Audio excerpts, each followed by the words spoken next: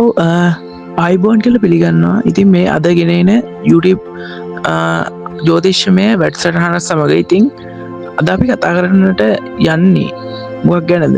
අපි අද කතා කරන්නට යන්නේ අස්තග්‍රහයන් සම්බන්ධයෙන්ුයි.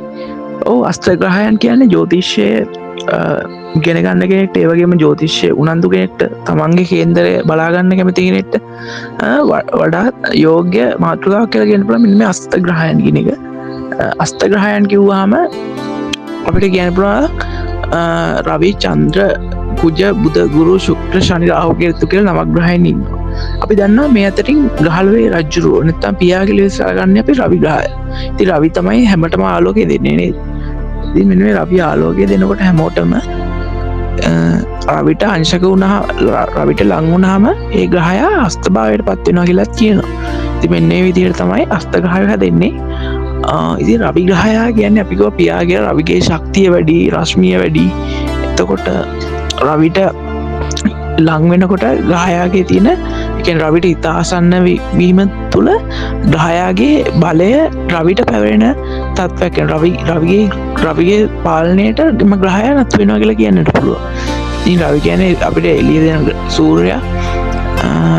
සූර්යාගේට ලං වුණාම යම්කිසි රාශියක හෝ භාවයක මේ විදිහට අස්තවීමක් සිදුවෙන්නට පුළුවන්. අස්තවීම ගැන කියද්දී අපිට කියන්න තියෙන දේ තමයි අස්තී එකම ග්‍රහයන් එකම රාශියක නොසිටිය නමුත්, ඒ කියන්නේ රාශි දෙකක සිටියත් රවිගේ මෙන්න මේ අංශක ප්‍රමාණය අනුව තමයි ගන්න. මොකද රාශි වල අංශක 360 නේ අපි මේ කොට 12කට බෙදන්නේ. එතකොට මෙන්න මේ අංශක 360 කිව්වහම රවිගේ සම්පූර්ණ චක්‍රයම ගන්නවා කියලා කියන්න පුළුවන් මේ අස්තග්‍රහයන් පිළිබඳ සංකල්පයේ ජ්‍යොතිෂයේ. එතකොට අස්තග්‍රහයන් ගැන කිව්වහම එක් ග්‍රහයන් එක් අංශක ප්‍රමාණයක් තුළ රවිට මෙච්චර අංශක ප්‍රමාණයක් තුළ අස්ත වෙනවා කියලා සඳහන් වෙනවා. ඉතින් ඒ ග්‍රහය ප්‍රබල වෙලා ඉන්නවා නම් එහෙම සමහරකට ඒ දසාවන් තුළදී ලැබෙන සුබඵල අවම කිරීමට වුණත් මේ ග්‍රහයන් අස්ත වීම බලපානවා කියලා කියන්නට පුළුවන්. ඉතින් සූර්යාගේ අධික තේජසට අහු වෙලා මෙන්න මේ කොහොමද ග්‍රහය අස්ත වෙන්නේ කියන එක අපි අද කතා කරනවා. ඉතින් ඔයාලා මේක වීඩියෝ බලනවනම් මේ පිළිබඳව අදහසක් ගත හැකි කියලා කියන්නට පුළුවන්. අපි කිව්වා සූර්යයා කියන්නේ විශාල සෞරග්‍රහ මණ්ඩලයේ තියෙන විශාලතම ආලෝක ප්‍රභවය. එතකොට සූර්යාගේ අංශක සූර්යයාට ඉතාසන්නම අංශක ගානක පිටියම ග්‍රහය අස්ත වෙනවා කියලා. ඉතින් එක් ග්‍රහයන් අස්ත කරන අංශක පිළිබඳව අපිට සලකා බලන්න පුළුවන්. කියන්නේ එක් ග්‍රහය අස්ත වෙන අංශක ගාන අපිට සලකා බලන්නට පුළුවන්. නැත්නම් ග්‍රහණ අස්ත වන අංශක කම්බස්ටන් ඩිග්‍රීස් විදිහට අපිට හඳුන්වා ගන්නට පුළුවන්.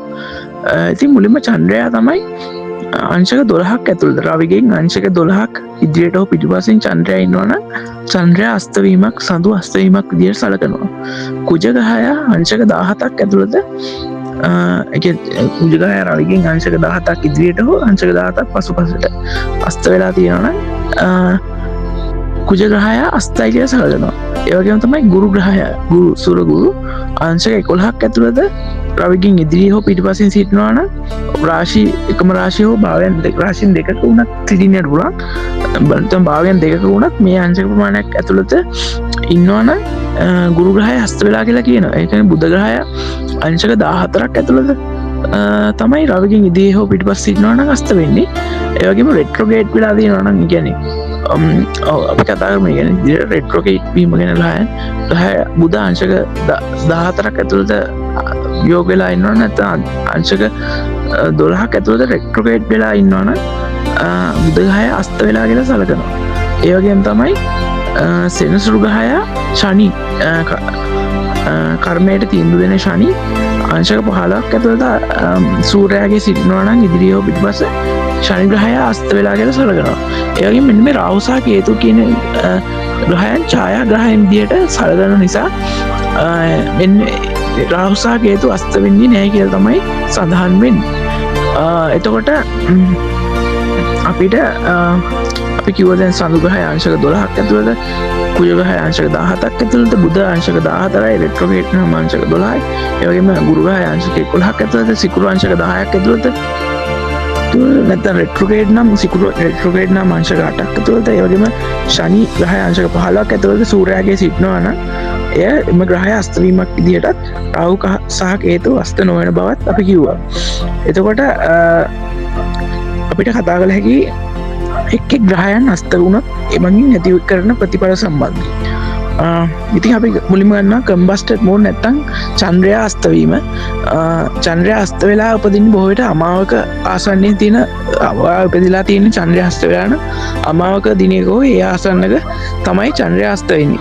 ඉතින් චන්ද්‍රයා අස්ත වුණාම මනසේ ඒකාග්‍රතාවය අඩු වෙලා හැඟීම් පාලනය කර ගැනීමට අපහසුයක් සහ මානසික වශයෙන් නොසන්සුන් වීමකට ලක් විය හැකි චන්ද්‍රයා අස්ත වුණොත්.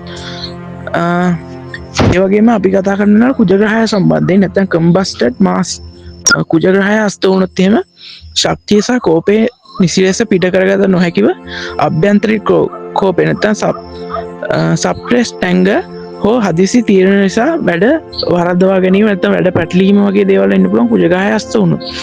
බුධ අස්ත වීම කම්බස්ටඩ් මර්කරි බුධ ආදිත්‍ය යෝගයේ සැදුනත් අංශක ඉතා ආසන්න නම් තාර්ක ශක්තිය සහ සංවේදනයේදී පැකිලීම් ඇති විය හැකි වෙනවා බුධ ග්‍රහය අස්ත වුණොත්. ඒ වගේම ගුරු ග්‍රහය අස්ත වුණොත් නැත්නම් කම්බස්ටඩ් ජුපිටර් ගුරුවරුන්ගේ උපදෙස් සහ ප්‍රඥාවේ අඩුවක් හෝ ධර්මයේ නීතිය පිළිබඳව තමන්ගේ මතවල දැඩිව එල්ඹ සිටීමට ගුරු ග්‍රහය අස්ත වීම හේතු වෙනවා කියලා කියන්නට පුළුවන්. එමගින් ඇති කරන ගුරු ග්‍රහය අස්ත වුණොත් ඇති කරන ප්‍රතිඵල විදිහට ඒවා හඳුන්වීමට පුළුවන්. ඒ වගේම අපි කිව්වා සිකුරු ග්‍රහය අස්ත වුණොත් නැත්නම් කම්බස්ටඩ් වීනස් කම්බස්ටඩ් වුණොත් ප්‍රේම සමතාවලදී සහ කලාත්මක කටයුතුවලදී බලාපොරොත්තු කඩවීම හෝ තෘප්තිමත් බව අඩුවීම සිදුවිය හැකියි. ඒ වගේම ශනි ග්‍රහය අංශක 15ක් තුල අස්ත වුණොත් එහෙම අධික ලෙස වේසුවී වැඩ කිරීම සිදුවීම, ප්‍රමාදයන් හමු ඉවසීම නැතිවීම, නීති සමග ගැටීම් ඇතිවීමට මෙන්න මේ විදියට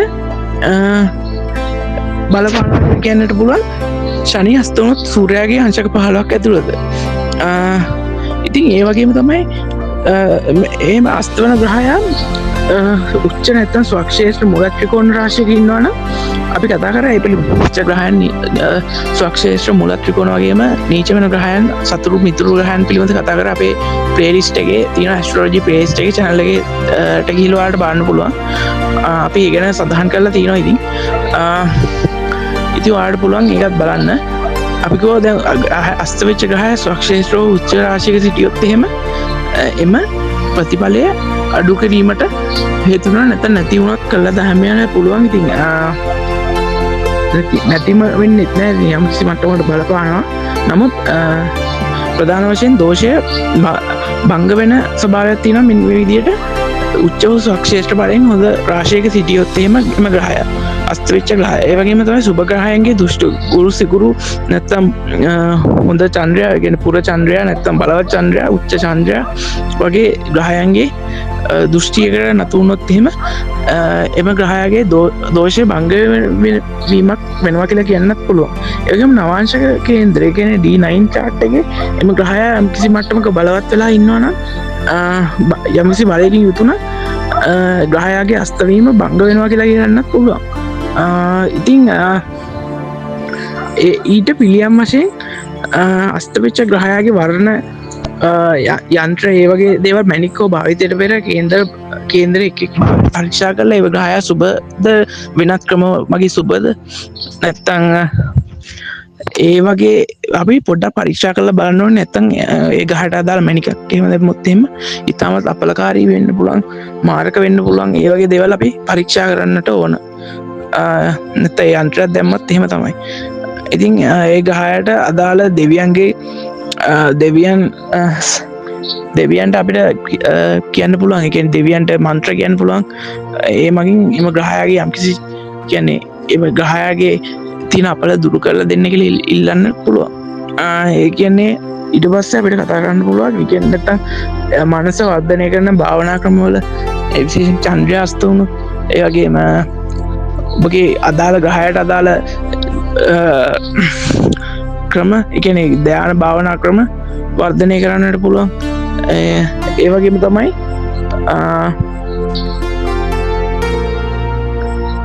ඔයාලගේ යම්කිසි ග්‍රහයක් කස්ත වෙලා ඉන්නනම් කමෙන්ට් කරගෙන යන්න කියලා කියන කමෙන්ට් සෙක්ෂන් එක වාට පුළන් කමෙන්ට් එකක් දාගෙන යන්න ඉතින් අස්තවිච්ච ග්‍රහයාගේ ඒ අදාළ ග්‍රහය කස්ත වෙලා ඉන්නවන දෙ සොෆ්ට්වෑර් දිනින්ද ලේසි අඳුර ගන්න නැත්තන් ඉතින් ජෝතිශ්‍ය දන්නවන නිවන කමෙන්ට් කරගෙන යන්න ඉතින් අපිට ඒක තමයි කියන්නට ඕනි වුණේතින් වාට පුළුවන් ඉතින් අපේ channel එක subscribe කරන්න bell icon එක click කරලා තියාගන්න divine astral connection horoscope check සඳහා 0.139 කියන අංකයට 0.7.129 0.7.129 1.3 අංකයට WhatsApp message එකක් දාන්න වගේ මොකයි අපේ බැංක් ඩීටේල්ස් දාලා තියෙන description එක වලට පුළුවන් ඒකට මුදල් යොමු කරලා ඒ receipt එක අපිට WhatsApp කරන්න. එතකොට ඔයාලට නමගම උපන්දින උපන් වෙලාව උපන් ස්ථානය ඒ වගේම නැත්නම් හොරොස්කෝප් එක හැම පැත්තෙන් ෆොටෝ එකක් නැත්නම් ඔයාලට පුළුවන් ඔයාලගේ ගැටලුව අනිවාර්යයෙන්ම සඳහන් කරලා එවන්න. ඔයාලට මොන ගැටලුව සම්බන්ධ පිළියම් අවශ්‍ය වෙන්නේ ඉතින් අපේ pages ටික follow කරන්න පුළුවන් ඔයාලට අනිවාර්යෙන් follow කරන්න. අපේ ඩිස්ක්‍රිප්ෂන් එක දාලා තියෙනවා Facebook Instagram TikTok ඒ වගේම අපේ groups වල links දාලා තියෙනවා description එකේ ඒවට join වෙන්න පුළුවන් WhatsApp channel එකට follow කරන්න පුළුවන් ඉතින් ඒ ගැන මතක් කරන ගමන්ම එහෙනම් අපි කිව්වා මෙන්න මේ අස්තවෙච්ච ග්‍රහය සම්බන්ධයෙන් ඒ වගේම අපි කිව්වා මේ ප්‍රධාන වශයෙන් මෙන්න මේ කියන අපි රවි බුධ යෝගය ගැන සඳහන් කරන එක බුධාදිත්‍ය යෝගය හොඳ යෝගයක් ඥානය වර්ධනය කරන සුබ යෝගයක් කියලා සඳහන් කරන්න පුළුවන්. ඊටමත් අස්ත වෙලා දිනවා අනිසක දෙකක් වගේ ඇතුළත අස්ත වෙලා දිනවා නම් එහෙම ඒ කියන්නේ රවි බුධ යෝගයේ ඉතින් ඵලය හීන කරන අස්ත වීමේ දෝෂය ඇති කරනවා කියලා කියන්නත් පුළුවන්. හැබැයි අපි නැත්නම් වෙනක හොඳ ක්‍රම මගින් මේ කියන්නේ බංග වෙලා තියෙනවා නම් හොඳයි. නමුත් අර අංශක එකක් දෙයක් ඇතුළත වගේ ඉන්නවන ඕනෙම ග්‍රහයෙක් ඒ රවි බුධ ඇතුළුව ඒ ප්‍රධාන ඕනෙම ග්‍රහයෙක් අස්ත වෙලා තියෙනවා කියලා කියන්න පුළුවන්. කියන්නේ දීප්ත ගොඩාක් ලං වෙලා තියෙනවා කියලා කියන්න පුළුවන්. දීප්ත අංශක ගානකට ඇවිල්ලා අස්ත වෙලා තියෙනවා කියලා කියන්නත් පුළුවන් රවි බුධ යෝගය සම්බන්ධයෙන් එහෙමයි. නැත්නම් රවි බුධ සාමාන්‍යයෙන් ඒක ළඟ තමයි තියෙන්නේ. ඒකයි එහෙම විශේෂයෙන්ම සඳහන් කරන්න ඕනි වුණේ රවි බුධ සම්බන්ධයෙන්. හොඳයි ඉතින් ඔයාලට අපි කිව්ව channel එක subscribe කරන්න කියලා. එහෙනම් ඔයාලට ගැටලුවක් තියෙනවා නම් comment section එකේ drop කරගෙනම යන්න. අපි ගෝ WhatsApp එක channel එක follow කරන්න කියලා. එහෙනම් ඔබට සුබ දවසක් have a nice day කියලා සමු ගන්නවා වීඩියෝ එකෙන්.